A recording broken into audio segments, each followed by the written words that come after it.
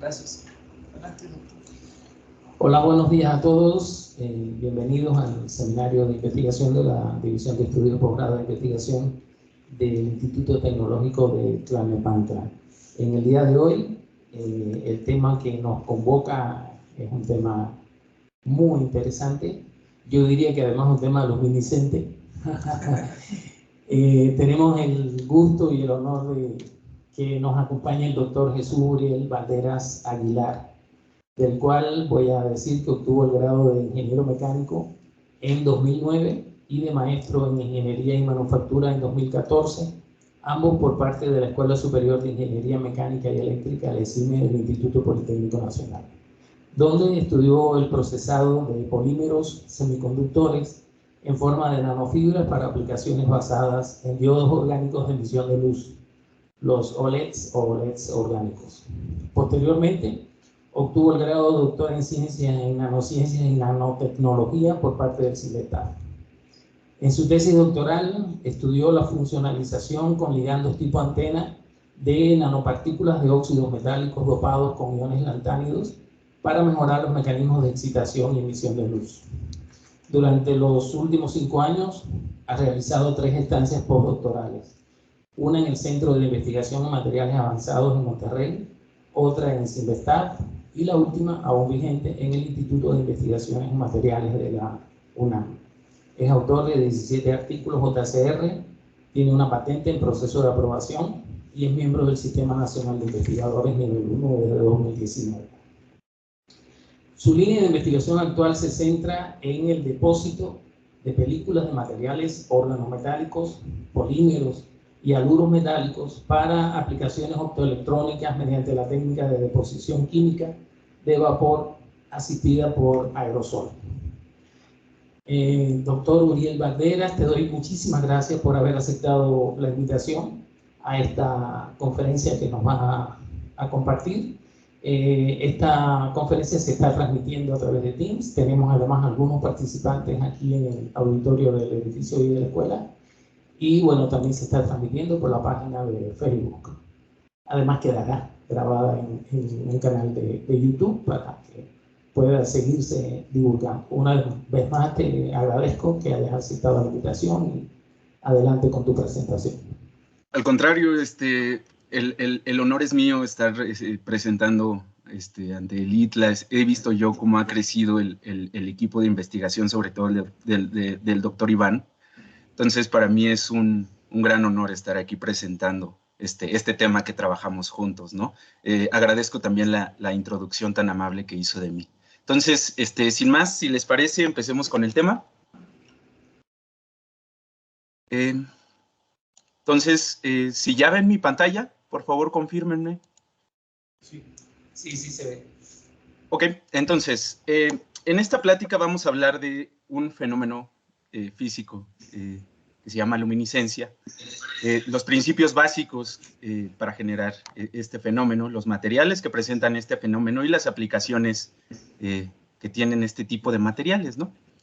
Entonces, esta presentación se compone de una parte en la que les voy a hablar de una ligera introducción a los materiales luminiscentes. Después voy a entrar a dividirlos en 3 familias, los materiales luminiscentes tipo downshifting. Estos materiales absorben un fotón y emiten un fotón, ¿no? Al regresar a su estado basal. Otra familia son los materiales down conversion, que absorben un fotón y emiten múltiples fotones cuando regresan a su estado basal los electrones. Y la última familia de materiales de las que les voy a hablar es de los materiales luminiscentes con características up conversion. Y estos materiales absorben múltiples fotones para al final emitir un fotón de mayor energía a los fotones absorbidos de manera inicial. Entonces, sin más, vamos a entrar a hablar qué es la luz. La luz, pues, es una manifestación de energía. Ha sido definida como una cuasipartícula y se llama fotón, ¿sí? Tiene ambas características de partícula y onda, entonces se propaga en forma de ondas electromagnéticas que, de acuerdo a su frecuencia, ¿sí? Presentan diferentes características. Entonces, aquí tenemos el ejemplo del el espectro electromagnético y las diferentes longitudes de onda de luz en las que se divide, ¿no? Tenemos longitudes de onda de mucha energía, más allá del ultravioleta, que se llaman rayos gamma, luego vienen rayos X, después vienen los rayos ultravioleta, y justo en esta parte de aquí es nuestra zona de más interés para nosotros que nos dedicamos a los materiales luminiscentes, es la luz visible, que es justo la que podemos nosotros ver con nuestros propios ojos, ¿no? De menor energía después viene la luz infrarroja, que es, por ejemplo, la que utilizan los controles remotos de las televisiones, ¿no? Es una luz que alcanzamos a distinguir con un ligero tono rojo. De ahí vienen ondas de mayor longitud de onda, como microondas y las ondas de radio, ¿no? Entonces, en esta escala, nosotros podemos situar la luz visible entre la luz ultravioleta, que es de mayor energía, y la luz infrarroja, que es de menor energía, ¿ok? Entonces, vamos a hablar de cómo interactúa la materia con la luz, ¿no? Entonces, hay tres posibilidades. Una vez que tenemos unas de luz o de fotones, y en presencia de materia pueden suceder tres escenarios. Que la luz se refleje, que se absorba por el material o que pase a través del material sin interacción mayor. Este mecanismo se llama transmisión. Para los efectos de luminiscencia, lo que nos interesa es que la luz penetre en el material y que haya una interacción. Entonces nos vamos a centrar en estas dos tipos de interacciones para partir, ¿ok? Absorción y transmisión. Para ello necesitamos visualizar un átomo cualquiera. Está formado por un núcleo que contiene protones y neutrones y electrones que orbitan a su alrededor, ¿sí? Esta es una concepción muy general y muy simple de lo que usualmente tenemos en mente de un átomo. Entonces, cuando este átomo va a interactuar con la luz para generar una absorción o transmisión, depende de los niveles energéticos entre los electrones, ¿no? Entonces tenemos un electrón en una última capa ocupada. Para que salte al siguiente nivel, se hace a través justo de las interacciones con la luz, ¿no? La luz le confiere energía al electrón para poder brincar al siguiente nivel.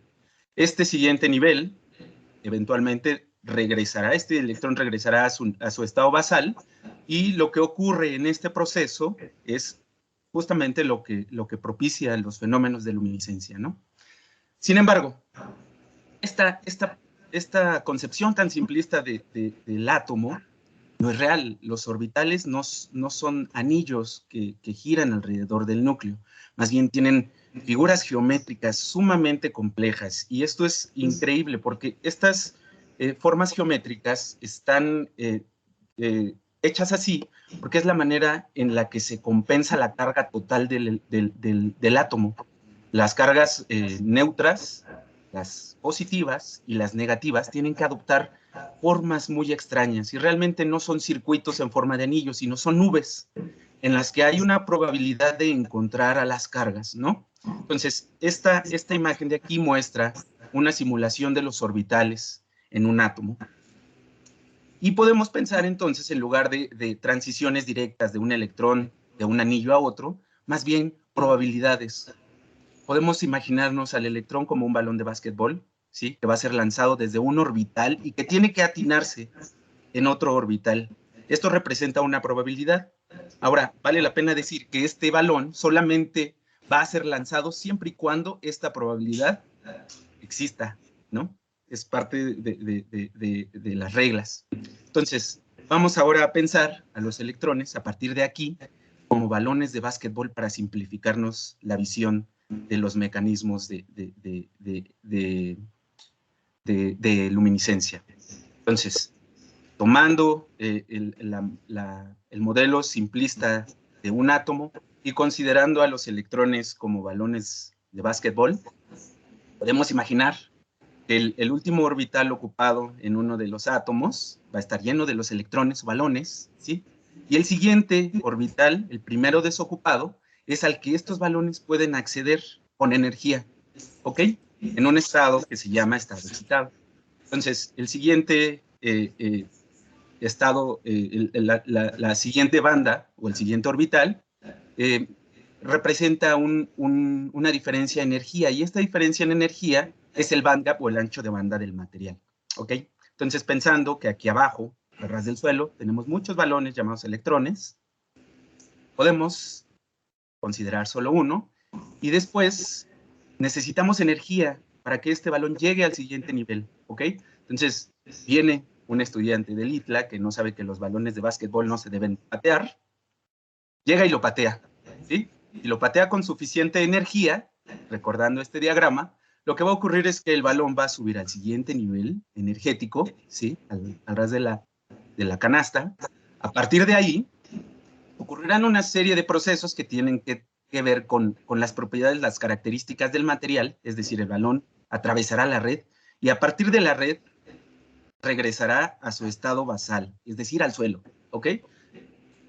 Casi todos los materiales son capaces de interactuar así con la materia, ¿no? Lo que ocurre una vez que el balón atraviesa la canasta, es decir, que interactúa con el material, es lo que nos define las propiedades luminiscentes y si el material va a ser luminiscente o no, ¿ok? Entonces, viendo esta analogía, ¿sí? Tenemos un potencial lleno de electrones que quieren pasar al siguiente nivel, ¿sí? Estos son los balones que quieren subir hasta la canasta y de ahí regresar a su lugar, ¿ok? Entonces, la energía, que usualmente es un fotón de luz ultravioleta, ya les dije que la luz ultravioleta tiene más energía que la luz visible. Entonces, esta luz ultravioleta ayuda al balón a subir al siguiente nivel y lo que ocurre después de interactuar con el material va a definir si es luminiscente o no, ¿ok? Entonces, una vez que el balón o el electrón regresa a su estado basal, la energía o la diferencia en altura desde la canasta hasta el suelo va a definir cuánta energía va a tener el balón al impactar el suelo, ¿ok? Esta diferencia en altura va a definir el color de emisión del fotón que se va a producir.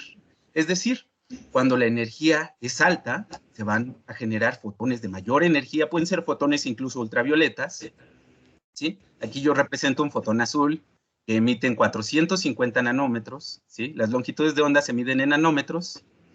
A mayor longitud de onda, el número de longitud de onda aumenta y la energía del fotón también aumenta, ¿no? Entonces, si nosotros cambiamos la distancia en la que cae el balón, ahora nosotros podemos tener un fotón verde si lo acercamos más al suelo. Su impacto va a generar menos energía y el fotón resultante va a ser de otro color, ¿okay? Si nosotros acercamos más el nivel desde el cual el balón decae, cambiamos ahora al rojo, a 650 nanómetros, emite en rojo en 1.9 electronvolts. Entonces, es una gama muy grande de posibilidades, es ingeniería de materiales, lo que nosotros podemos hacer para modular los anchos de banda de los materiales para provocar una serie de emisiones, ¿no? De colores de emisión controladas. Entonces, ahora, perdón, de lo que voy a hablar ahora es la energía para llevar este balón al siguiente nivel, define el tipo de luminiscencia que se va a generar. Hasta el momento les he hablado de la energía tipo fotoluminiscencia, que necesita energía de fotones para subir a los balones al siguiente nivel. Esto es fotoluminiscencia cuando se utilizan fotones. Pero hay otros tipos de luminiscencia dependiendo de qué energía se utilice para promover electrones al siguiente nivel, ¿sí? Entonces, de acuerdo de cómo se llame nuestro jugador en turno, va a tener diferentes nombres, ¿no? El primer ejemplo que les quiero mostrar es la bioluminiscencia. Muchos han visto estos animales, las luciérnagas, que mediante procesos biológicos en su organismo generan pulsos de luz para atraer a su pareja, ¿no? Estos procesos bioquímicos emiten fotones y por eso se llama bioluminiscencia. Nuestro siguiente ejemplo, el ejemplo que les pongo aquí, se llaman glow sticks o barritas que brillan en la oscuridad.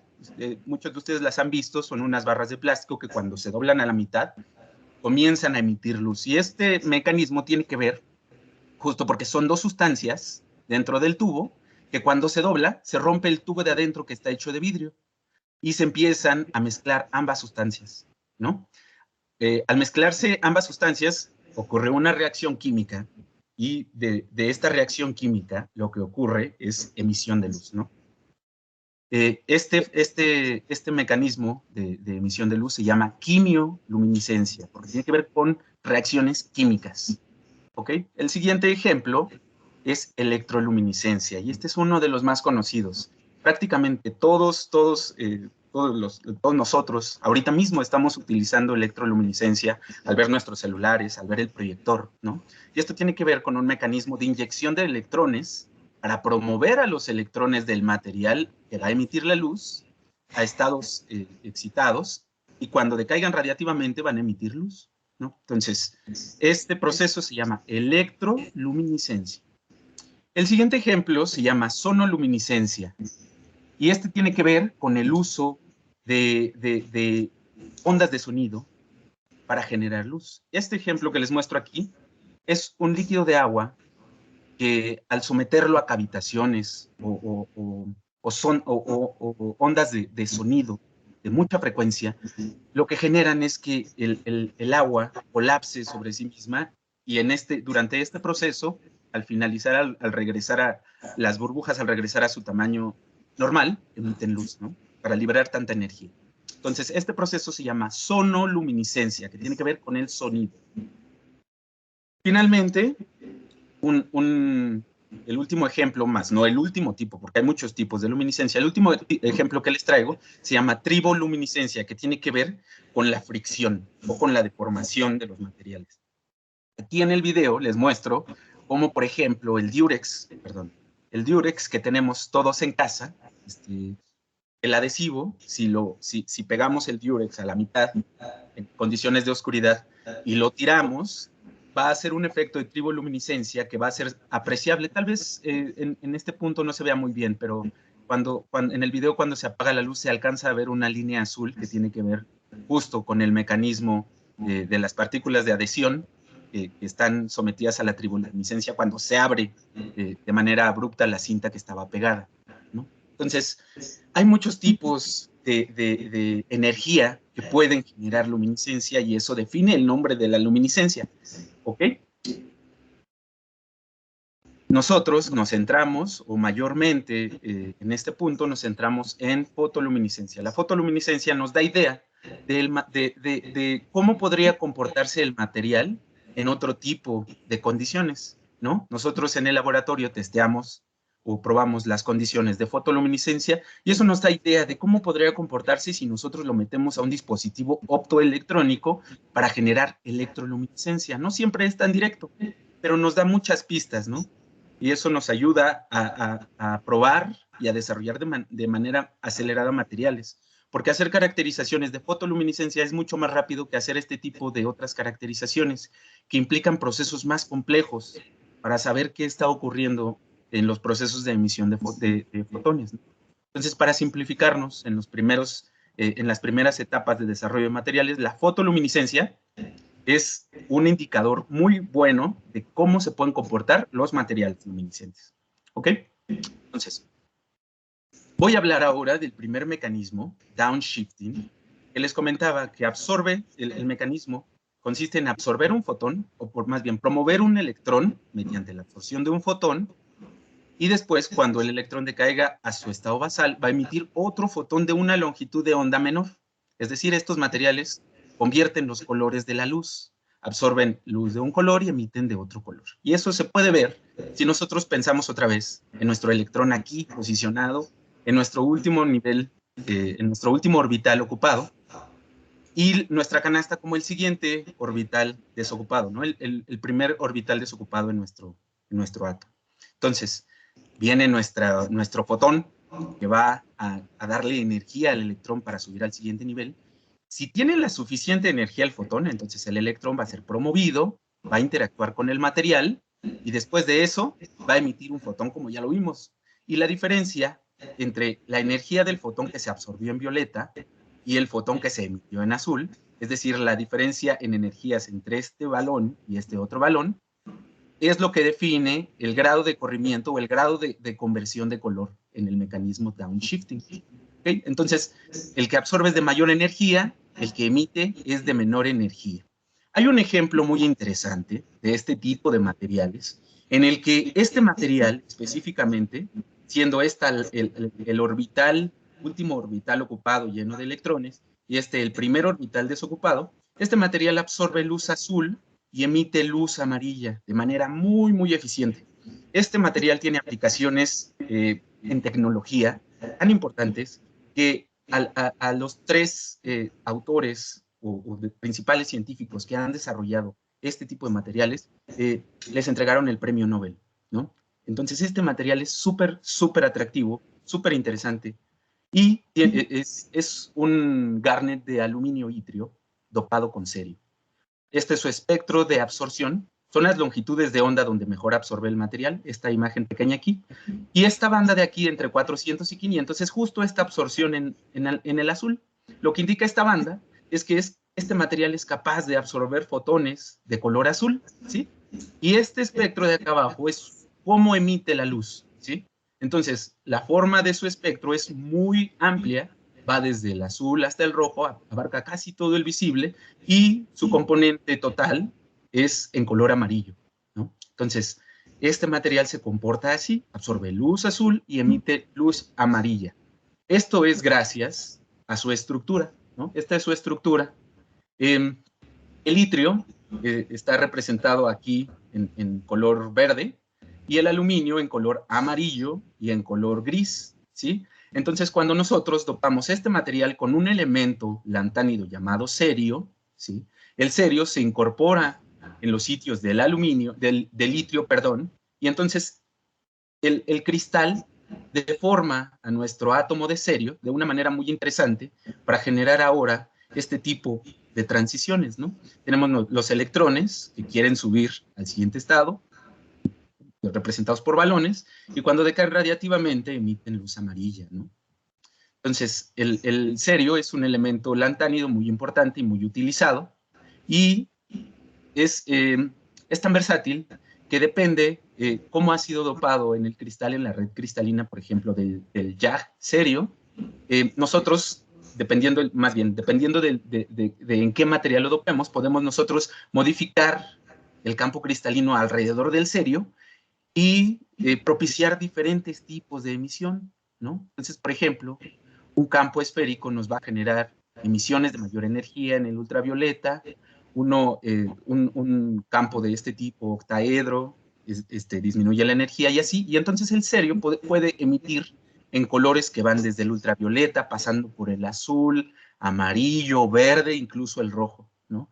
Y eso es sumamente importante porque nos habla de las propiedades y de las capacidades de los elementos para modificar cómo sus orbitales pueden ser manipulados a través de la ingeniería del cristal en el que se alojan para propiciar colores de emisión distintos, ¿sí? Entonces, este es nuestro espectro de absorción del material que les había mostrado hace ratito. Les digo que tiene dos bandas, una en 350, pero la importante es esta, la que absorbe en azul, y su emisión en amarillo, ¿ok? Cuando nosotros ponemos este material en contacto con un LED azul, y ojo, porque esto es gran parte del desarrollo que les confirió al premio Nobel a los ganadores, a los científicos que les comento, consistió en mezclar este material con un LED azul, ¿no? Había un gran problema tecnológico para generar luz blanca, y eso tenía que ver con que los materiales que emitan luz azul hasta ese entonces eran muy difíciles de encontrar, ¿no? Pero sí había un material que ya había sido muy, muy desarrollado, que son LEDs azules. Son altamente eficientes y en ese punto ya eran baratos de producir. Entonces, a estas personas se les ocurrió utilizar este material para recubrir el LED azul, y entonces cuando encienden este dispositivo, la mezcla del LED azul con el material que convierte el color azul a amarillo, lo que ocurre es que el espectro de emisión de los dos componentes sumados da un color blanco muy puro, ¿no? Y eso tiene que ver con la combinación de la emisión azul que escapa a través del material conversor y el material conversor que absorbe parte de la emisión azul y que emite en el color amarillo que absorbe, que emite casi en todo el espectro visible, ¿no? Entonces, el azul del chip LED que ya había sido desarrollado para ese entonces, más el material que se le pone encima, da el LED blanco. Y esta aproximación ha sido tan esparcida a nivel mundial que ahora las bombillas LED que se utilizan en la casa llegan a costar casi tan baratas que las incandescentes que se utilizaban hace mucho tiempo, ¿no? Que ahora ya están descontinuadas. Estos materiales son muy eficientes, es decir, casi no tienen pérdidas en energía. Las bombillas eléctricas antes tenían muchas pérdidas en forma de calor. Estos materiales emiten luz fría. Eso quiere decir que no hay pérdidas en forma de calor, ¿no? Y este material por eso es tan interesante, ¿no? Y funciona por el mecanismo downshifting. Absorbe un fotón de mayor energía en color azul y emite fotones en amarillo de menor energía. Ahora, este tipo de materiales tienen que evolucionar porque las aplicaciones y las necesidades también van evolucionando. Aquí les estoy mostrando un dedo humano, es la yema de un dedo humano, y este puntito que se ve aquí es un chip, ¿sí? A lo largo del tiempo nosotros hemos buscado disminuir el tamaño de los dispositivos optoelectrónicos y eso tiene que ver con que imagínense que tuviéramos una bocina de las que existían hace 30 años, ¿no? que tenían nuestras abuelitas, que incluso hasta tenían que tener su propio mueble en la sala. Esas bocinas gigantes no cabrían en un celular hoy en día si no fuera porque logramos minimizar el tamaño de los circuitos, ¿no? Entonces eso ocurre también con los LEDs. Existe un interés en disminuir sus tamaños. Sin embargo, para este tipo de materiales como el jack serio, disminuir el tamaño de los fósforos trae implicaciones que no son necesariamente buenas, ¿no? Adicionalmente a que es difícil hacerlos pequeños, hacer materiales muy pequeños de jack serio para integrarlos en dispositivos optoelectrónicos, porque al hacerlos más pequeños pierden más bien disminuyen sus capacidades de emisión, se vuelven menos eficientes. Estos materiales también son fabricados de maneras un poco pues complicadas, no complejas, más, por ponerles un nombre. Estos materiales usualmente necesitan tratamientos térmicos a alta temperatura para tratar a los materiales, ¿no? Y cuando se les da tratamiento térmico a los materiales, aunque sean nanocristales, pues tienden a crecer en forma de cristales más grandes, se aglomeran, ¿sí? O forman estructuras continuas. Esto no es bueno porque, otra vez, lo que queríamos era hacerlos chiquitos para meterlos en LEDs más chiquitos, ¿no? Entonces, tiene que haber nuevas propuestas de materiales que cumplan con funciones similares y que desempeñen con eficiencias tan buenas como los que ya están hoy en día, pero que sean más fáciles de producir, que no sean tan caros. Por ejemplo, este material, el jack con serio, utiliza aluminio. El aluminio es un material sumamente abundante, pero el itrio y el cerio son materiales lantánidos que no son tan abundantes como los metales de transición, ¿no? Entonces, también existe esa motivación para moverse hacia materiales que no tengan problemas de abundancia, ¿no? Y que no sean caros. Hoy en día hay minas en China de este tipo de materiales y ha habido un monopolio a nivel mundial. Eso ha encarecido mucho también este tipo de precursores, lo cual frena el desarrollo de nuevas tecnologías y el abaratamiento de las existentes, ¿no? Entonces, hay una familia de materiales, y aquí sigo hablando de materiales downshifting. Hay una familia de materiales que comenzamos a trabajar en el ITLE, ¿no? En los laboratorios del doctor Iván. Este tipo de materiales se llaman haluros metálicos de baja dimensionalidad. Y este tipo de materiales son basados en metales de transición, específicamente los que nosotros comenzamos a investigar están hechos de cobre. ¿Ok? Entonces el cobre es un material sumamente abundante, no es tóxico, es muy barato, ¿no? A comparación de otro tipo de elementos. Y la síntesis de los materiales luminiscentes es muy sencilla, es escalable y es energéticamente eficiente porque no requiere temperaturas más allá de 80 grados para sintetizar estos materiales. Su eficiencia cuántica viene definida por cuántos fotones absorbe y cuántos emite, es decir, cuántos fotones de los que está absorbiendo está convirtiendo. El jack, que les mostraba hace rato, tiene eficiencias muy cercanas al 90%. Estos materiales que les muestro aquí basados en cobre también tienen eficiencias que van más allá del 90%, ¿sí? Estos materiales podrían ser candidatos muy buenos para este tipo de aplicaciones nuevas, ¿no? Entonces, estos materiales, les digo que están basados en cobre y su funcionamiento está basado en los iones de cobre están rodeados de haluros, ¿no? Que en este caso son cloros, y están sumamente separados entre sí. Aquí tenemos dímeros de cobre separados del siguiente dímero de cobre por átomos muy grandes de cesio. Los átomos de cesio separan a los dímeros de cobre evitando que haya intercambio de energía entre ellos, y entonces ahora cada uno de estos dímeros actúa como un estado excitado independiente que es muy eficiente convirtiendo la energía de radiación, ¿no? Sin embargo, estos materiales fueron reportados recientemente, no tienen mucho tiempo, entonces están muy jóvenes, hay mucho que hacer todavía alrededor de ellos, y uno de los problemas principales que se ven para las aplicaciones, por ejemplo, para emitir luz blanca, para convertir LEDs que emitan en luz azul en luz blanca, uno de los principales problemas es este, ¿no? Si vemos esta imagen, en esta imagen se muestran diferentes estequiometrías de materiales de baja dimensionalidad, el clorado que emite en verde, el bromado que emite en azul y el yodado que emite en un azul de más energía, casi tirándole al violeta, están representados acá en sus emisiones, el azul violeta, el azul turquesa y el verde. Estas bandas de acá representan en dónde absorben energía para convertirla en luz visible, ¿ok? Y si se fijan, estas bandas están súper alejadas de la luz visible. La luz visible empieza a partir de 400 nanómetros. El YAG convierte la luz de 400 nanómetros en luz amarilla. Estos materiales simplemente no pueden absorber la luz azul, ¿no? Están muy lejos, absorben mucha más energía, necesitan mucha más energía para poder convertir eficientemente. Entonces, estos materiales, si nosotros pudiéramos hacer en ingeniería y mover las longitudes de onda en las que estos materiales absorben luz, entonces ya ganamos, porque podemos recorrerlas hasta el visible y modular tanto dónde absorben y en dónde emiten, manteniendo sus eficiencias de conversión en valores elevados, ¿no? Entonces, ese es el reto. Utilizar este tipo de materiales de baja dimensionalidad, modificando sus interacciones entre ellas y propiciar corrimientos o modulación en las energías o los colores en los que absorben y en los que emiten, ¿no?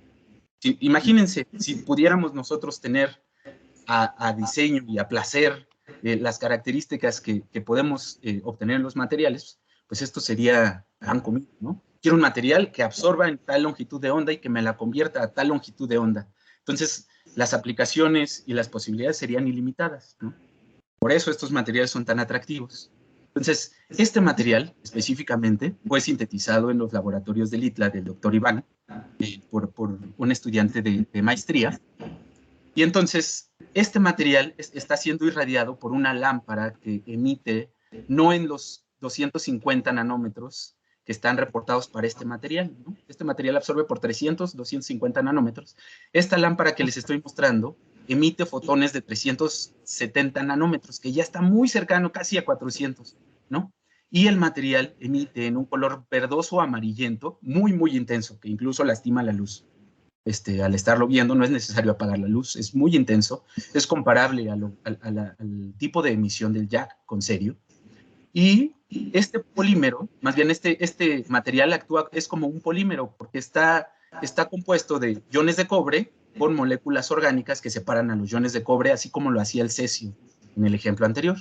Y entonces, cuando vemos en dónde absorbe este material y en dónde emite, la emisión, la longitud de onda, el espectro de la emisión no cambia, pero sí logramos cambiar las longitudes de onda para las cuales el material es sensible, ¿sí? Y si nos fijamos, acordémonos que el YAG absorbe la luz azul de 450. Este material también absorbe la luz azul. Entonces, ponerle un LED azul a este material también nos va a generar una combinación de la luz azul más la luz verde que está emitiendo este material. A este material todavía falta modularlo hacia el rojo, ¿sí? Correrlo un poquito más al rojo para que se comporte exactamente igual que el YAG, ¿sí? Este material, para lo que lo está desarrollando Ulises Cercas, que es el estudiante, es para aplicaciones como biomarcadores, para generar contraste en células.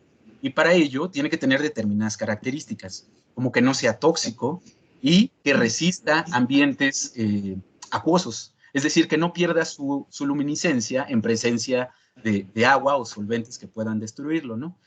Estos materiales tienen esa desventaja. cuando nosotros sumergimos estos materiales en agua, por su naturaleza tan iónica, el agua los disocia y dejan de emitir, se destruye la estructura y se pierden las propiedades tan interesantes de emisión. Entonces, no se pueden mezclar con agua. Sin embargo, Ulises desarrolló, o está ahorita en la etapa final de desarrollar un método para encapsular sus materiales y que resistan las condiciones sumergidas en agua. Y aquí presenta él cómo se ven los materiales al estar siendo irradiados con luz ultravioleta sumergidos en agua, en etanol y en isopropanol. Estos tres solventes, si no está protegido el material por el polímero, el método que desarrolló Ulises, perderían la emisión. Aquí están sumergidos y no pierden la emisión.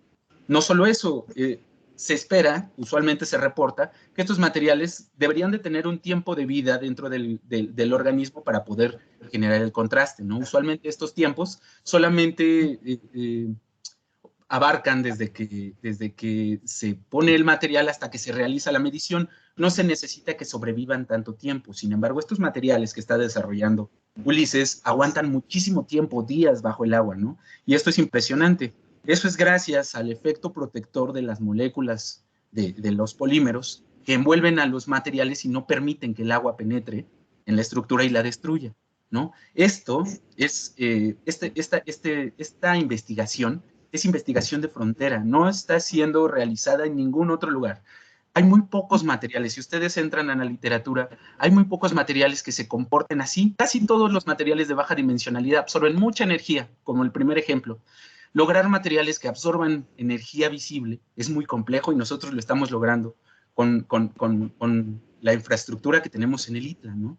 Estamos logrando cosas muy interesantes. Un segundo ejemplo de materiales también basados en cobre tiene que ver con este material que está desarrollando otro estudiante de maestría que se llama Cristian, y este es el espectro de absorción del material, absorbe debajo del visible, ¿sí? Entonces tiene su máximo de absorción ahí por 350 nanómetros, esto ya es alcanzable con chips comerciales, con LEDs comerciales, pero lo interesante es su emisión. Una vez que es irradiado con luz ultravioleta, la emisión abarca prácticamente todo el espectro visible, ¿sí? Y a simple vista la emisión es blanca. Y el blanco es un blanco muy puro, ¿no? No solo es depositado en forma de polvos, sino también en forma de películas. Y cuando nosotros trasladamos el color a esto que se llama diagrama de coordenadas C y E, nos posiciona el color de nuestro material en una coordenada, ¿no? Y nos dice qué color real es. Y nuestro material, este específicamente, se centra en un blanco muy puro, ¿no? Un material que absorba fotones para emitir por sí solo luz blanca, es altamente atractivo, ¿no? Este es el tipo de materiales que se están descubriendo en años recientes, de 2 años para acá, ¿no? Entonces, la idea es en un futuro lograr depositar estos materiales en sustratos flexibles que puedan ser integrados en dispositivos optoelectrónicos. Y aquí, por ejemplo, les muestro un material, un LED que es de área grande y que además puede ser doblable, puede ser incluso después elástico, ¿no? Entonces, por eso los materiales son tan interesantes. Estas son algunas fotografías, porque aquí quiero aprovechar para dar un gran reconocimiento al laboratorio del doctor Iván, que está haciendo una labor titánica, ¿no? De levantar un laboratorio, no sé si prácticamente desde cero, pero sí han tenido un desarrollo impresionante, ¿no? Él es Ulises, quien desarrolló los materiales que absorben luz visible, y él es Cristian, quien desarrolló los materiales que emiten en color blanco, ¿no? Entonces, en los laboratorios del ITLA se tiene la infraestructura y el conocimiento para generar las soluciones, el muestreo de materiales. Estos materiales se generan de manera muy sencilla, ¿no? Y lo que se hace es preparar soluciones precursoras en una cantidad infinita de condiciones. Ellos pueden generar tal vez combinaciones de los precursores, no sé, unas 50 combinaciones, y cada combinación le va a conferir propiedades diferentes al material resultante. Entonces, de las 50 combinaciones que hicieron en un día, nosotros elegimos tal vez el más interesante, el que tenía un color interesante, el que era más intenso, el que resistía más en el agua. dependiendo las aplicaciones, buscamos características específicas, ¿no? Tal vez un material que aguante en el agua no necesariamente va a ser el más brillante, ¿no? Y tal vez el que emita en un color más interesante no va a ser el que aguante más en agua. Con esto les quiero decir es que no hay materiales mejores que otros, ¿no? ¿Qué es mejor? ¿No? Siempre hago esta pregunta. ¿Qué es mejor, un avión o un caballo? ¿No? Pues depende. Si lo quieres para, no sé, para andar en la selva, pues mejor un caballo, ¿no? Si lo quieres para atravesar un océano, pues un avión. Y es justo eso, depende de la aplicación, el material va a ser el ganador para esa aplicación, ¿no? Entonces, aquí tenemos las muestras que ellos han generado. Usualmente son muestras que se utilizan muy bajitas cantidades de precursores. Esto nos ayuda, número uno, a generar una gran cantidad de muestras en poco tiempo, a optimizar la cantidad de materiales que estamos utilizando para el estudio y a disminuir los tiempos de síntesis de estos materiales, ¿no? Estos materiales, les digo que se sintetizan a temperaturas menores de 70 grados, pero estos específicamente fueron sintetizados a temperatura ambiente, lo cual nos habla de que no se requiere una energía como en el caso del jack serio, que tiene que ser horneado a 1100 grados centígrados, ¿no? Lo que sigue de este proyecto es automatizarlo. En lo que están trabajando los estudiantes, los nuevos estudiantes de Iván, es en automatizar el proceso por pipetas robóticas para controlar las cantidades específicas de los precursores para generar las diferentes condiciones de los materiales. Eso quiere decir que Ulises y Cristian van a estar despedidos en un rato cuando ya esté este otro sistema, ¿cierto? Este otro dispositivo de aquí es el que se utilizó para generar las películas que emiten en blanco. Él es Jorge Hernández, que está haciendo una estancia de investigación. Tiene una beca que fue concedida por el Consejo Mexiquense de Ciencia y Tecnología. Concursó y ganó la beca para hacer una estancia, y él está haciendo depósitos de películas luminiscentes dopadas con manganeso que emiten en verde. Estas películas también son de alta eficiencia. Y estos son los sistemas de depósito de películas, ¿no? En el laboratorio hay un sistema para depositar películas a altas temperaturas. Este es un baño de estaño que puede hacer depósitos a más de 500 grados centígrados para hacer óxidos metálicos, recubrimientos que pueden ser utilizados para aplicaciones anticorrosivas, por ejemplo, ¿sí? Y este otro sistema de acá es el que opera Jorge. Este sistema más bien deposita de abajo hacia arriba, porque las temperaturas de depósito son bajas, usualmente no sobrepasan los 200 grados. Entonces, cuando las temperaturas son bajas, lo que puede ocurrir es que como estamos nebulizando las soluciones, que haya condensados, si el depósito es de arriba hacia abajo a tan bajas temperaturas, gotea en el sustrato y nos daña la muestra. Entonces, por eso decidimos depositar de abajo hacia arriba para evitar que los condensados caigan sobre la muestra a tan bajas temperaturas, ¿no? Y ahora, una vez que ya les mostré qué es lo que se está haciendo en los laboratorios del ITLA, les voy a hablar de otro tipo de conversión de energía para generar luminiscencia. Esta familia de materiales funcionan por un mecanismo que se llama down conversion. Y otra vez tenemos un electrón a nivel del suelo, un estado desocupado, un orbital desocupado, ¿sí? Y tenemos una energía que lo va a poder ayudar a llegar al siguiente nivel, ¿ok? Entonces, si la energía, la patada que le demos, es suficiente para llevarlo a su estado excitado, cuando decaiga, cuando interactúe con el material, ¿sí? Ahora lo que va a suceder es que el material es capaz de dividir la energía o el impacto de este balón en dos. Entonces, si nosotros le ponemos aquí una trampa al balón o algo que le estorbe a su caída, lo que va a ocurrir es que cuando caiga va a emitir primero un fotón de esta energía, ¿sí? Y después va a rebotar tal vez y va a emitir un segundo fotón de la siguiente energía. Este material se llama down conversion y es sumamente interesante porque básicamente lo que ocurre es que parte un fotón de alta energía en dos fotones de mayor energía. Idealmente estos materiales tienen eficiencias de 200%. Eso es muy atractivo, ¿no? Nosotros podemos duplicar la eficiencia de los materiales luminiscentes mediante este mecanismo. Absorbemos un fotón y el material va a emitir 2 fotones por cada fotón absorbido. Entonces, un ejemplo muy, muy interesante es este tipo de materiales que se llaman perovskitas. Estos materiales tuvieron un boom en los últimos 10 años porque han demostrado que son muy buenos candidatos para sustituir al silicio en celdas solares. Actualmente la tecnología de conversión solar, de celdas solares, está basada en silicio. Es una tecnología muy madura, muy eficiente, pero que aún tiene problemas, como por ejemplo es muy cara de producir.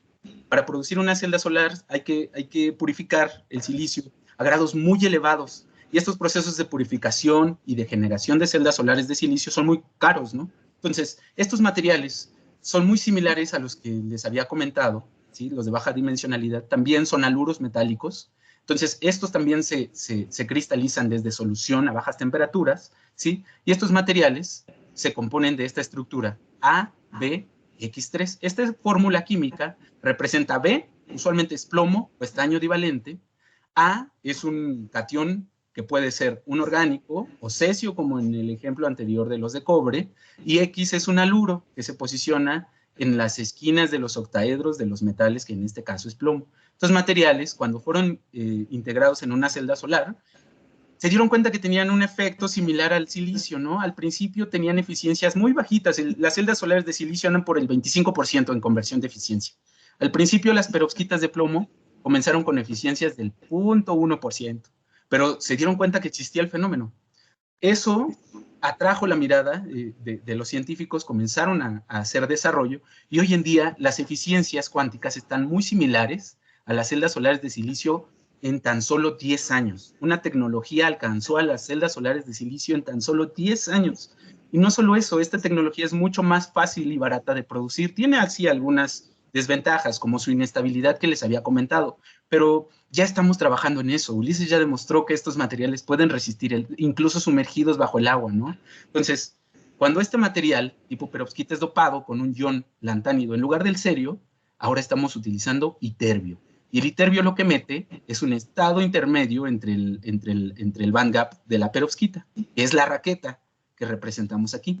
Este iterbio, cuando entra en la red de la perovskita, lo que hace es, como los plomos son divalentes y el iterbio es trivalente, dos iones iterbio sustituyen a 3 iones de plomo y generan una vacancia de plomo. Este arreglo tan peculiar, este arreglo cristalino, y las interacciones entre el plomo, los dos iterbios contiguos y la vacancia de plomo, hace que esta estructura, al ser excitada y al decaer radiativamente, genere el fenómeno de down conversion, es decir, absorbe energía en 400 nanómetros y emite 2 fotones. Los iterbios emiten cada uno un fotón alrededor de 1000 nanómetros, ¿no? Este proceso, si nosotros lo vemos aquí, lo que nos muestra es variando el band gap de nuestra perovskita dopada con iterbio.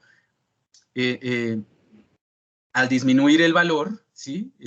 Nosotros vamos perdiendo ese efecto de down conversion. Y eso tiene que ver con que la perovskita, el band gap, tiene que ser al menos el doble que la energía de los dos iterbios. Y eso es para que ocurra este fenómeno, ¿sí? Si esta distancia no es al menos el doble de esta distancia, este fenómeno de quantum cutting o de down conversion no puede ocurrir.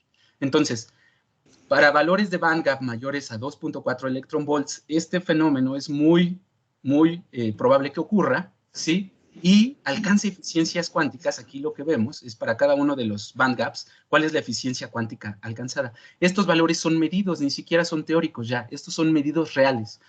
Quiere decir que cada fotón es eficientemente convertido y partido en 2 fotones, ¿sí? Que emiten en otra longitud de onda. Entonces, ¿esto qué implicaciones tecnológicas tiene? Bueno, pues como ya les había comentado, la tecnología tan madura de celdas solares de silicio puede ser sustituida, sí, por otros materiales que sean más baratos. Pero ¿qué hacemos con todo lo que ya está instalado, no? Porque todo el mundo ya tiene estas celdas solares y son muy estables, van a durar mucho tiempo más. ¿Qué podemos hacer con ellas? Bueno, pues volverlas más eficientes. ¿Cómo las hacemos más eficientes?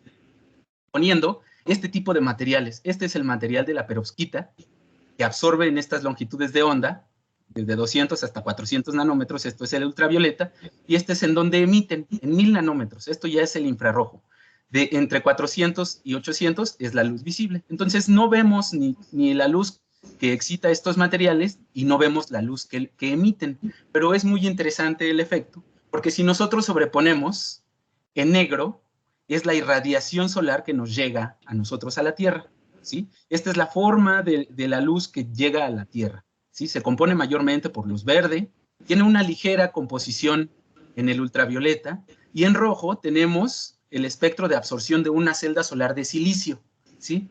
Lo ideal sería que la luz que le llega, empatara en energía y en forma con la celda solar de silicio en rojo, pero eso no ocurre, están desempatados. Eso quiere decir que la energía ultravioleta que nos llega no es absorbida por la celda solar, ¿sí? Pero si vemos, tenemos un material que puede convertir toda esta energía ultravioleta en justo la longitud de onda donde nuestra celda solar es más eficiente, ¿cierto? Entonces, tenemos una perovskita dopada con iterbio, la podemos colocar encima de la celda solar y mediante el mecanismo de quantum cutting o down conversion, cada fotón que se absorba en el ultravioleta va a ser convertido a 2 fotones en el infrarrojo, y esto va a aumentar la eficiencia total del sistema, ¿sí? Aprovechando fotones que usualmente una celda solar no aprovecharía, y no solo eso, sino multiplicándolos por 2, ¿ok? Entonces, estos materiales, como ya les había dicho, pues tienen muchos problemas que necesitan ser resueltos antes de que sean comercializables. Y uno de sus más grandes problemas es la insolubilidad de uno de sus precursores, que es el cloruro de cesio. Prácticamente es insoluble en todo, ¿no? Y es soluble en agua. El agua destruye estos materiales. Les había contado que Ulises lo que está trabajando es en aislar estos materiales del agua. No podemos ponerlos en contacto con agua, ¿sí? Entonces, lo que hicimos, y aquí estuvimos involucrados Jorge y yo, ¿sí? Esto es un trabajo de un estudiante de doctorado mío del CIMBESTAB, que tengo en codirección con el doctor Ciro Falconi. Hicimos un estudio de utilizar agua como solvente para depositar estos materiales, las perovskitas cloradas dopadas con iterbio. No solo no estamos quitando el agua del sistema, sino que estamos utilizando agua para sintetizar los materiales. Usualmente se utilizan, esta tabla de acá lo que muestra, son los materiales, los solventes más utilizados para generar este tipo de estructuras, ¿sí? Y podemos ver aquí su grado de peligrosidad en rojo, en naranja los un poco menos problemáticos, y en verde los que son muy recomendados, ¿no? Son considerados solventes verdes, que no tienen implicaciones ecológicas ni representan un daño importante a la salud. Entonces, los más utilizados son dimetilformamida, dimetilsulfóxido, dietiléter, clorobenceno, tolueno, los más problemáticos, ¿sí? Adicional a los problemas que puedan tener estos materiales por constituirse con plomo, le vamos a sumar la toxicidad de los solventes que se utilizan usualmente para sintetizarlos. Entonces, utilizar agua, que es el solvente verde por excelencia, para sustituir solventes tan tóxicos, nos parece un avance muy importante, ¿no? Y este es el diagrama del sistema que opera Jorge, ¿no? Y se compone de los contenedores de las soluciones, que son puestos encima de nebulizadores. Estos nebulizadores generan gotas de tamaño micrométrico que son transportadas desde los matraces a través de boquillas hasta el sustrato, que está sometido a una temperatura, y al llegar las gotas del solvente, se evapora el solvente y crece el material en el sustrato. Así es como logramos sintetizar películas. Y en estas condiciones, al material no le importa que haya agua, porque es vapor de agua, no agua líquida. Y además, el sistema está blindado del oxígeno. El oxígeno también es un componente que degrada a una estructura tipo perovskita, y está blindado específicamente por el gas que estamos utilizando, que es nitrógeno, porque la caja, en general, solamente es una caja de acrílico llena de gas ambiental, no está llena de gas inerte. El único gas inerte es el gas de arrastre. Entonces, con estas condiciones, nosotros logramos utilizar agua para depositar materiales que ahora pueden ser utilizados en celdas solares de silicio para convertir fotones ultravioleta en 2 fotones infrarrojo y aumentar su eficiencia, ¿ok? La última familia de materiales les voy a comentar son los materiales que emiten luminiscencia a través del mecanismo de up conversion.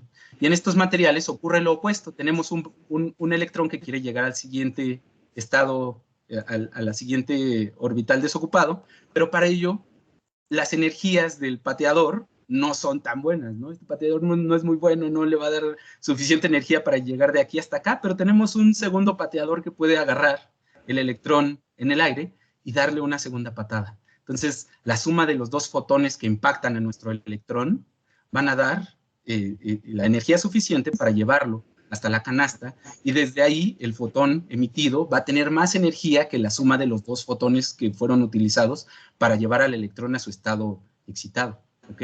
Y entonces esto es lo opuesto. En lugar de tener un fotón absorbido y 2 emitidos, aquí tenemos 2 absorbidos y 1 emitido. Este tipo de mecanismos tienen aplicaciones sobre todo en el área biológica, ¿sí? Y les recomiendo esta literatura si quieren conocer un poco más acerca del tema.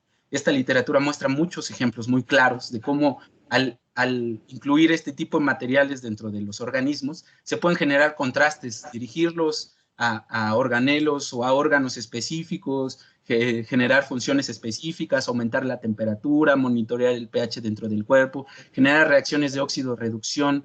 Estos materiales también son muy interesantes y muy importantes dentro de la familia de materiales luminiscentes, ¿no?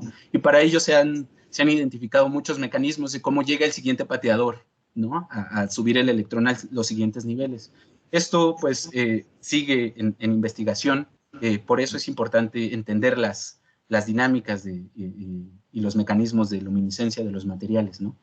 Y bueno, como conclusión les quiero decir que los materiales luminiscentes se presentan en una gran variedad de formas, ¿no? Pueden ser en líquidos, en forma de películas, en polvos, partículas, ¿sí? Y sus propiedades de estados excitados pueden ser sometidos a ingeniería para modularlas y propiciar conversiones entre el ultravioleta visible y el infrarrojo. Y estas conversiones de longitudes de onda también nos pueden ayudar a multiplicar los fotones o a utilizar varios fotones de menor energía para alcanzar estados excitados mayores y emitir fotones de mayor energía, que nos pueden ayudar, por ejemplo, a empatar y a mejorar tecnologías que ya existen, pero también a desarrollar nuevas tecnologías que puedan pues ayudarnos con los nuevos retos tecnológicos a los que nos enfrentamos hoy en día, ¿no? Y las aplicaciones pues siguen creciendo, son varias las aplicaciones, y les quiero agradecer a todos los grupos de investigación, al grupo de investigación del CIMBESTAB. Aquí está el doctor Iván, aquí lo conocí cuando él estaba haciendo un postdoc en el departamento de física del CIMBESTAB. Yo era estudiante de doctorado. Después este es mi grupo del CIMAB Monterrey, en donde comenzamos a hacer películas de los depósitos. Y este grupo, estos dos grupos de acá son los estudiantes del ITLA, que ha crecido muchísimo. Yo los admiro mucho porque en serio son bien chambeadores. Han hecho desarrollos muy, muy interesantes en los laboratorios del ITLA. Y ellos son mis colaboradores. Él es mi jefe en la UNAM. Él es Luis Alberto, el estudiante del artículo del CIMBESTAB, ¿no? Y él es el doctor Ciro Falconi, quien fue mi tutor y mi padre académico, ¿no? Siempre ha estado cerca de mí. Entonces el agradecimiento va a todos ellos.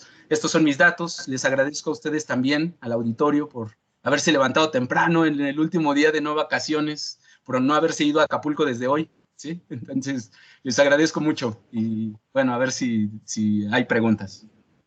Muchísimas gracias, doctor Uriel, por su presentación. Voy a comentarte que, bueno, yo de química desde la prepa, porque ni siquiera soy ingeniero, entonces acabo de descubrir que la tabla periódica, pues sí se usaba completa. Cuando yo estudié química decía, bueno, y todas estas otras letras, ¿cuándo las voy a conocer? Sí, me has dado una disertación ahí de todas las que yo no conocía. Bueno, qué gusto, sí. A pesar de que no lo estudié realmente, sí me gusta mucho la química, y me parece que el tema que has expuesto es muy interesante y además lo explicaste de una manera súper motivante. Entonces, bueno, afortunadamente nuestro conferencista pues tiene tiempo para responder algunas preguntas. Si quieren hacer alguna pregunta al doctor Uriel. Sí. ¿Te acercas, por favor? Le voy a dar la palabra primero entonces al doctor Andrés, en lo que llegas hasta acá.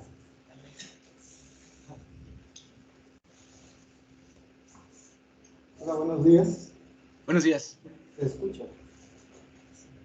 Sí, se escucha, ¿verdad? Sí. Okay. Sí, doctor. Bueno, muy buena presentación. Me agradó. Fue muy agradable. También los dibujitos y todo. Muy esquemático. Gracias. Yo he trabajado en la parte de algo similar, ando comenzando precisamente con el doctor Iván a trabajar en materiales semiconductores, pero para otras aplicaciones. Excelente. Conversión de, básicamente, generar hidrógeno o alguna otra sustancia combustible a partir de la luz. Entonces, se me hizo muy interesante esta parte de los materiales up conversion, que básicamente es agarras fotones de una menor energía y, bueno, los sumas, por así decirlo, sumas sus energías para generar un fotón de más energía. Entonces, se me hace esa parte muy interesante porque yo no utilizaría la energía para generar un fotón, yo lo utilizaría más bien para generar una corriente eléctrica. De acuerdo. Con esa corriente eléctrica, pues generar una reacción de electroquímica, es una reacción electroquímica para generar el combustible o el hidrógeno. Entonces, se me hace interesante porque en una de los, bueno, ya ves que los materiales que ustedes están generando son materiales que no son solubles en agua, ¿verdad? Las reacciones electroquímicas generalmente son en medio acuoso. Sin embargo, hay una parte interesante aquí que generalmente si ponemos digamos, en un lado el material que ustedes sintetizan, que no está en contacto directo con el electrolito, que es el medio acuoso, y de ese lado puede estar irradiarse con luz. ¿Sí? Entonces el lado que estaría en contacto con el agua sería el otro lado. El otro lado porque la transferencia de electrones se va del metal hacia el electrolito. Entonces se generaría, bueno, la idea básicamente sería transformar esa energía en corriente eléctrica, transfiriéndola a el sustrato, que es un metal, y del metal al electrolito. Entonces, ahí la parte interesante es si se pudiera o no sé qué, para generar un material como el up conversion, ¿qué se necesitaría? O cómo, no sé si has generado de ese tipo de materiales, y más o menos, ¿qué se necesitaría para generarlos? De acuerdo, ok. Gracias por la pregunta. Como les mostré durante la presentación, hay varios procesos que ocurren para generar luminiscencia. Uno de ellos es cómo absorbes cómo absorbes energía para promover un electrón, ¿ok? Este mecanismo es específicamente el que usted, doctor, necesita para llevar un electrón con fotones de menor energía por upconversion. Eso está bien, eso lo podemos lograr. En donde se tiene que hacer ingeniería de materiales es qué ocurre una vez que el material ya está en un estado excitado. Porque lo que nosotros hacemos es ingeniería para que una vez que esté excitado decaiga radiativamente, ¿sí? Pero se puede hacer ingeniería para que una vez excitado genere especies reactivas, genere o hidrógeno, o que cambie su configuración, o que cambie sus propiedades optoelectrónicas. Todas esas posibilidades pueden ocurrir, ¿sí? No les comenté, pero por ejemplo las perovskitas emiten luz solamente si hacemos nanocristales, cristales muy chiquitos que confinen a las cargas. Si crecemos estos cristales, dejan de emitir luz, pero ahora conducen electricidad de manera muy eficiente. Entonces, las perovskitas, cuando son nanocristales, sirven para LEDs, pero cuando son microcristales, sirven para celdas solares. Y es así como nosotros modulamos qué ocurre una vez que el material está excitado. En una celda solar, una vez que está excitado, queremos que se separen electrón y hueco y ser capturados como cargas libres. Pero en un LED queremos que se queden juntos y decaigan radiativamente. ¿Me explico, Doc? Mediante la ingeniería de materiales nosotros podemos definir qué le va a ocurrir al estado excitado, si va a emitir un fotón o si va a generar un electrón y un hueco. ¿Me explico? Sí es posible y estos materiales existen. Hay desarrollo actualmente a nivel mundial porque estas propiedades que usted está buscando seguramente están siendo buscadas por otros investigadores alrededor del mundo que ya se dieron cuenta que esto es posible, ¿no? Entonces, podemos incidir en esa problemática. No es complicado y yo creo que en los laboratorios del ITLA tenemos el conocimiento para hacer ese tipo de materiales, ¿no? Probablemente pudiéramos en un futuro platicar entre los tres a ver qué podemos hacer juntos. Seguro que sí. Muchas gracias. Gracias, doctor. Gracias. Hay otra pregunta, Uriel por acá. No sé si alcanzas a ver a la persona que va a hacer la pregunta, a la profesora. Hola, ¿qué tal? Yo soy profesora del Departamento de Ingeniería Industrial, pues igual que el doctor de Química, nada. Hola, doctora. Bueno, yo voy más a mi pregunta, a la utilidad como tal, ¿no? Yo veo que la pregunta que acaban de hacer pues va muy orientada a cuestiones técnicas de conocimiento en función de lo que acabas de exponer. Mi pregunta es esa, la utilidad que daríamos, ¿no? Los mortales, si así quisiéramos verlo. Hablabas de películas luminosas o de la sustitución del silicio en las celdas solares, pero una utilidad que pudiera ser ya a un mercado más amplio, ¿cuál sería de la investigación? Bueno, el ejemplo más próximo que tenemos en esta presentación y específicamente en los laboratorios del ITLA es lo que está generando Cristian, ¿no? El estudiante de maestría. Él está generando materiales que emiten en luz blanca, ¿sí? Eso es parte de lo que vamos a hacer después, ¿no? Ahorita ya acabamos el desarrollo de materiales que emiten en luz blanco puro, basados en cobre, que absorben energías alcanzables por chips LED comerciales, que son muy baratos actualmente. Entonces, lo que sigue es tratar de generar un LED conformado por un chip comercial que emite en ultravioleta, ponerle el material de Cristian arriba y comprobar que efectivamente este LED es aplicable en iluminación. ¿Sí? Eso es lo más directo. De ahí ya viene lo de Ulises. Lo de Ulises está encontrando aplicaciones en biomarcadores, pero no solo eso, también está encontrando maneras de que los otros materiales que han sido descubiertos puedan ahora aguantar las condiciones de operación en condiciones de humedad no ambiental. Entonces, tiene razón, estamos haciendo ciencia básica, pero estos escalones que estamos subiendo poco a poco en el ITLA son muy importantes en el desarrollo de estos materiales a nivel mundial, ¿no? Estamos cerca de generar ya LEDs que sea comprobable que emiten en luz blanca, ¿no? Eso es relativamente sencillo. Estamos en esa etapa y bueno, los otros materiales que pueden convertir los fotones de ultravioleta en infrarrojo, sinceramente esos todavía no los probamos porque estamos buscando un grupo de investigación que se dedique a hacer celdas solares y que nos permita hacer este tipo de pruebas, ¿no? Luis Alberto, el estudiante de doctorado del CIMBESTAB, ahorita está en proceso de publicar un segundo artículo, entonces lo que sigue de ahí ya es integrarlo en celdas solares y comprobar el efecto, ¿no? Entonces, estamos en la línea de la aplicación. Estamos saliéndonos un poquito ya del laboratorio para verle la aplicación que pudiera demostrar la aplicabilidad comercial de estos materiales, que es lo que nos interesa. Porque por el otro lado, la escalabilidad de los procesos de manufactura y la salida del laboratorio de los nuevos materiales es un reto muy grande que nosotros como tecnólogos tenemos que incidir. ¿Sí? Los nuevos materiales, ¿cómo los sacamos del laboratorio? Porque estos materiales llevan 10 años siendo desarrollados, es cierto, pero han sido desarrollados en cajas de guantes, con atmósferas súper inertes, con el agua aislada de las áreas de síntesis, ¿no? Esto ha hecho muy cara la producción y la salida del laboratorio de estos materiales. Con los sistemas de depósito que tenemos en el ITLA, no se requiere la infraestructura tan cara que se reporta el día de hoy en la literatura, ¿no? Para generar materiales igual de interesantes y eficientes. Entonces, estamos muy cerca, doctora, de encontrarle una aplicación tecnológica real.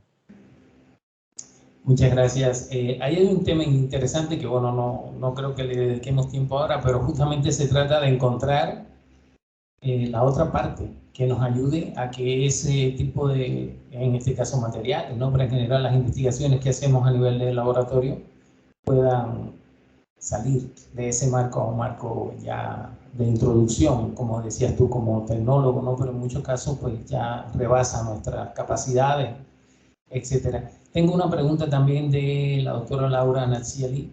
¿Me escuchas, Laura? Hola, doctor. ¿Me oyen? Sí. Hola, doctora, sí. Hola, bueno, antes que nada, una felicitación, doctor. Gracias. Por tu charla. En mi caso, bueno, como ves, también me enfoco en la parte del tema que tocaste de luminiscencia, pero algo que me llamó la atención y es pregunta, bueno, tú sabes, la aplicación que hemos dado nosotros es más hacia la parte ambiental. Y ahorita también estoy llevando a cabo algunos procesos en la parte de fotoelectrolitos, precisamente utilizando ya los materiales luminiscentes. Aquí mi duda es, estos materiales que tú has diseñado, ¿Les han medido la conductividad? ¿Conductividad de qué tipo? ¿Eléctrica? Eléctrica es Ajá, muy bueno, pobre. polímero es muy pobre. Eléctrica es muy pobre. Bueno, depende. Ajá. Los de cobre, como radican justo en la baja dimensionalidad del cobre, es decir, no hay interacción entre los cobres, ¿sí? Okay. Su conductividad eléctrica es muy pobre, porque necesitan los electrones brincar de un cobre al siguiente que está muy lejos. No hay un mecanismo directo de transferencia de energía eléctrica, ¿sí? Pero lo que sí tienen muy bueno es la conductividad iónica, porque estos materiales son iónicos y funcionan como polielectrolitos. Si nosotros le metemos, por ejemplo, un ion de litio a estos materiales con campos eléctricos, con luz, con temperatura, con muchos estímulos externos, podemos nosotros mover las cargas, ¿no? Entonces eso ya es conductividad iónica. Esos los de cobre. Los otros materiales de plomo, las perovskitas, sus conductividades eléctricas son muy, muy altas, ¿no? Son muy buenas, tanto que las celdas solares resultantes de estos materiales tienen eficiencias de conversión de luz ya muy cercanas al 30%, ¿no? Entonces, el valor específico de los materiales que nosotros hemos desarrollado no lo tengo ahorita, pero sí hay la posibilidad de volverlos conductores. Por ejemplo, Jorge lo que está haciendo es modificando la estequiometría de materiales para propiciar que haya transferencia de energía entre ellos. En los cobres no hay, pero en lo que está haciendo Jorge, en su estancia, él está utilizando zinc. Entonces, el zinc sí tiene movilidad y tiene propiedades optoelectrónicas, conducción eléctrica, ¿no? Entonces, todo eso se puede, ¿no? Otra vez, nos estamos enfocando en generar materiales luminiscentes nosotros porque eso es lo que nosotros sabemos hacer. Pero claro, a mí me interesa que llegue gente como usted a pedirme comportamientos nuevos en los materiales, porque me abren el campo de visión, la perspectiva, ¿no? Las posibilidades. Yo no sabía, por ejemplo, que estos materiales pueden ser aplicados para lo que usted me está comentando, ¿no? Pero usted llega y me dice que si mi material pudiera hacer tal o cual mecanismo, pudiera ser aplicado, entonces yo ya puedo trabajar en los efectos que se desean en estos materiales, ¿no? Bueno, pues yo creo que te voy a tomar la palabra de ahí. Nosotros traemos 2 estudiantes igual de maestría. Uno está desarrollando la parte de los fotoelectrolitos y el otro está desarrollando por ahí un tema relacionado con el litio. Pero bueno, podríamos incorporar estos materiales que tú tienes para efecto de ver la aplicación, si pueden dar resultados favorables en ese tema. Así como excelente, también doctora. Los que me interesaron fueron los que comentabas que resisten el agua.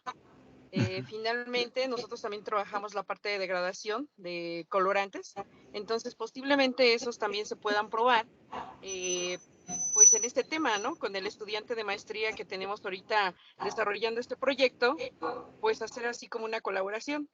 De acuerdo. De acuerdo. Tiene mis datos, doctora, y también seguramente puede tener los datos del doctor Iván, y ya veremos cómo podemos colaborar, ¿no? El doctor Iván es el que está haciendo gran parte de los desarrollos de estos materiales, ¿no? De protegerlos contra agua, y bueno, pues yo desde la UNAM estoy también un poco aportando. Por favor, póngase en contacto, mándenos un correo, y seguramente hay cosas que podemos hacer juntos. Gracias y una felicitación, bueno, de antemano por estar tomando en cuenta al Instituto Tecnológico, ¿no? No, para mí es un honor, yo he encontrado un apoyo muy grande ahí, entonces, no tengo yo más que agradecimiento hacia el ITLA. Gracias. Gracias, doctora. Gracias, doctor Manuel. No, gracias, Laura, a ti, gracias, Uriel. Yo quiero comentar que, bueno, estamos realizando justo la edición 18 de este tipo de seminarios de investigación, y la motivación inicial de estos seminarios es justo lo que acaba de suceder. O sea, cómo uno, escuchando a un investigador hablar de un tema, encuentra que lo que está haciendo puede tener también provecho para lo que a otro le interesa o de lo cual otro conoce. O sea, no solo enterarse, sino también la posibilidad de establecer nuevas colaboraciones. ¿Alguno de los presentes quiere hacer algún otro comentario, pregunta? Bueno, yo quiero agradecerles a todos los que están aquí. Quiero agradecer también a los que están conectados a través de Teams. Ahí veo que tenemos varios estudiantes, tenemos algunos egresados también de nuestra maestría. No alcanzo a ver todos los nombres, pero en cualquier caso a todos les agradezco. Por supuesto, el agradecimiento principal para nuestro conferencista. Tengo en mi poder un reconocimiento, Uriel, que te voy a hacer llegar, pero quiero leerlo. Dice: Tecnológico Nacional de México, a través del Instituto Tecnológico de Tlalnepantla, otorga el presente reconocimiento al doctor Jesús Uriel Valderas Aguilar por haber participado como conferencista del tema luminiscencia, principios materiales y aplicaciones en el Seminario de Investigación de la División de Estudios de Posgrados e Investigación el día 31 de marzo de 2023, dado en Tlalnepantla, y está firmado por la directora del centro, maestra Silvia Santiago Cruz. Muchas gracias. Te agradezco mucho y quiero hacer un comentario. Hemos tenido muchísimos, bueno, ya digo, son 18 los que hay hasta ahora, todos con un nivel extraordinario de conocimiento, pero creo que en pasión le ganas a todos. O sea, muchas gracias. Entonces, bueno, pues nada, aquí terminamos. Ya estarán conociendo todos de las nuevas presentaciones que vamos a hacer de seminarios. Tenemos en fila ahí varios temas muy interesantes y una vez más, gracias. Gracias a todos, gracias, Julián. Gracias. Felices vacaciones a todos.